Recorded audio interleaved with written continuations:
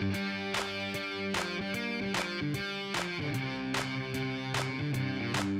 pessoal, bem-vindos a mais um vídeo com informação e hoje eu tive a missão de trabalhar com vocês de uma forma rápida e objetiva sobre o assunto genética e emagrecimento. Então é um assunto que está super em alta agora, a gente tem estudado e conhecido cada vez mais sobre esse novo universo da individualização da conduta nutricional e eu trouxe para vocês alguns genes que são bem importantes na relação com o emagrecimento. Vamos conferir? Genética e emagrecimento. Antes da gente começar a falar de quais são os principais polimorfismos genéticos relacionados, vamos entender um pouquinho do conceito de nutrigenômica, nutrigenética e epigenética.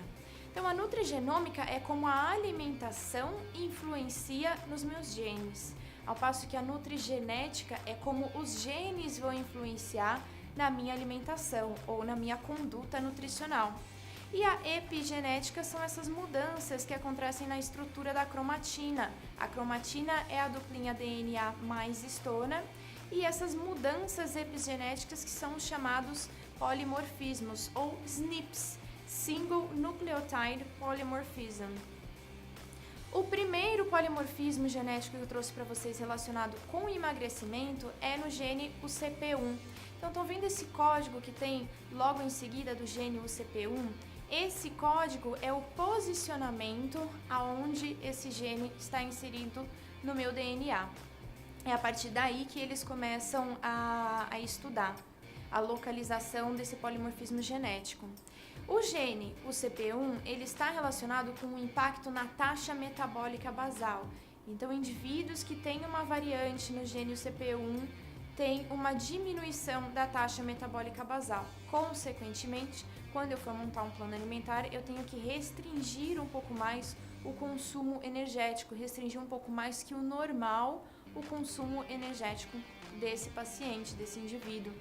Eles também têm uma baixa termogênese, então a utilização de alimentos termogênicos é bem interessante para aqueles indivíduos que apresentarem a variante no UCP1. O próximo gene é o FTO. O FTO ele é conhecido como o gene da obesidade. Por quê? Porque além de influenciar na taxa metabólica basal e eu também precisar dessa conduta de diminuição do consumo energético total, ele também tem um impacto na regulação da ingestão calórica. Então são indivíduos que além de queimarem menos calorias, também tem um consumo mais exacerbado, tem uma compulsão alimentar maior. A variante genética é muito beneficiada com atividade física, então indivíduos que têm uma variante no FTO devem, com certeza, praticar atividades físicas para ajudar com o emagrecimento. E ele está muito presente em pacientes que se submetem à cirurgia bariátrica, por isso é chamado gene da obesidade. Foram vistos que diversos obesos têm essa variante genética da diminuição da taxa metabólica e do aumento do consumo energético. E isso é muito importante para quê? Para ficar atento quanto ao reganho de peso pós-cirurgia bariátrica. O próximo gene que eu trouxe para vocês é o PPAR-γ2. Esse gene está relacionado com lipogênese. Ele vai ter 2 alelos diferentes como variante e cada alelo corresponde a um tipo de macronutriente que deve ser restringido. Então, indivíduos com a variante genética no PPAR-γ2 com o alelo C devem restringir mais o consumo de carboidratos que estão relacionados com uma maior lipogênese. E aqueles com a variante no PPAR-γ2 com o alelo G têm que restringir o maior consumo de gordura saturada. A melhor conduta nutricional para esses indivíduos é uma dieta rica em ácidos graxos mono e poliinsaturados e a redução tanto da gordura saturada quanto do excesso em carboidratos. O próximo gene que está relacionado com o emagrecimento é o MC4R, da melanocortina tipo 2, e esse gene tem ação no nosso hipotálamo, relacionado com fome e saciedade. Então, os indivíduos que têm o polimorfismo no MC4R são aqueles indivíduos que gostam de beliscar entre as refeições. Aquele indivíduo que ele come pouco, mas come o dia inteiro, ou que ele come e está satisfeito, mas mesmo assim ele pode comer mais alguma coisinha. E a melhor conduta nutricional para esses casos é o fracionamento alimentar e sempre buscando muito a seleção de alimentos que conferem saciedade, alimentos sacietogênicos. Então, um aumento de fibras na alimentação, um aumento do volume da alimentação, mas com baixa quilocaloria, então alimentos não tão densamente energéticos, seriam a melhor conduta para quem tem a variante no MC4R. O próximo gene que eu trouxe para vocês é o PPAR-gama C1A, que está relacionado com a biogênese mitocondrial, com o VO2 máximo, com a termogênese e com a gliconeogênese hepática.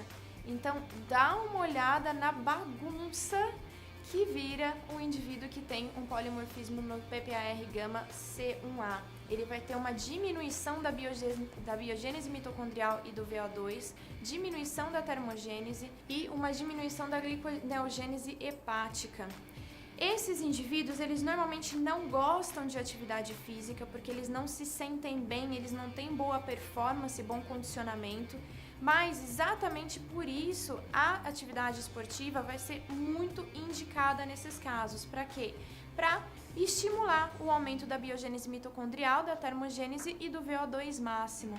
Então, a primeira conduta pensada para esses pacientes, para esses indivíduos, é o estímulo do exercício físico e também outras condutas, outras estratégias que estimulariam a biogênese mitocondrial, como, por exemplo, o jejum intermitente ou o aeróbico em jejum.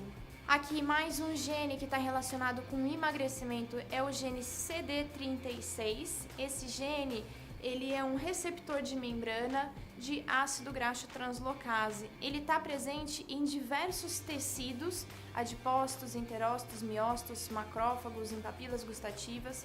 E a maior característica do polimorfismo no CD36 é a diminuição da percepção do sabor da gordura, não só do sabor como da absorção. E isso estimula um aumento do consumo de gordura consequentemente, já que eu tenho uma maior percepção desse macronutriente. Esse gene, ele está presente em quadros como da dislipidemia, da inflamação e da resistência à insulina. E o mais importante é saber com que tipos de gordura trabalhar e saber que esse indivíduo vai ter uma menor percepção e absorção da gordura. Então, pensar muito bem em como montar um plano alimentar e lembrar também das vitaminas lipossolúveis, que podem ter uma diminuição da absorção nesses casos. Por último, mas não menos importante, o gene CLOCK. Uma variante genética do CLOCK vai conferir uma disrupção do ciclo circadiano. Então, o CLOCK, como o próprio nome já indica, ele é um gene relacionado com o nosso ciclo biológico, nosso ritmo biológico, e ele traz uma disfunção no sono, na resistência à insulina e, consequentemente, na resistência à perda de peso. Esses indivíduos a gente identifica clinicamente como aqueles que gostam de dormir muito tarde, normalmente depois da meia-noite, lá para 1, 2 da manhã, sem motivo aparente, não é porque está trabalhando, é só porque ainda não sentiu o sono. E são pessoas que também acordam mais tarde, acordam às 11, meio-dia se deixar no final de semana e tem baixíssima disposição logo de manhã cedo. Normalmente esses indivíduos têm um polimorfismo no gene CLOCK e isso vai sim acarretar numa resistência à insulina maior e numa resistência à perda de peso.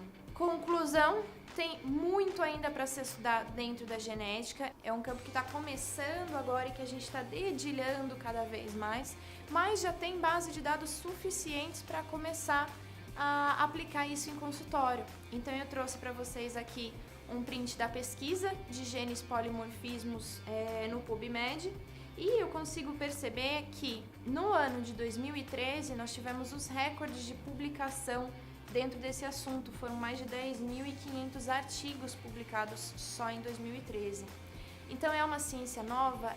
Mas é uma ciência que já tem bastante coisa para se estudar. Estudem, ela é empolgante, ela é super legal de trabalhar e o pessoal em consultório tem aceitado muito bem essa nova informação. Simples, não é?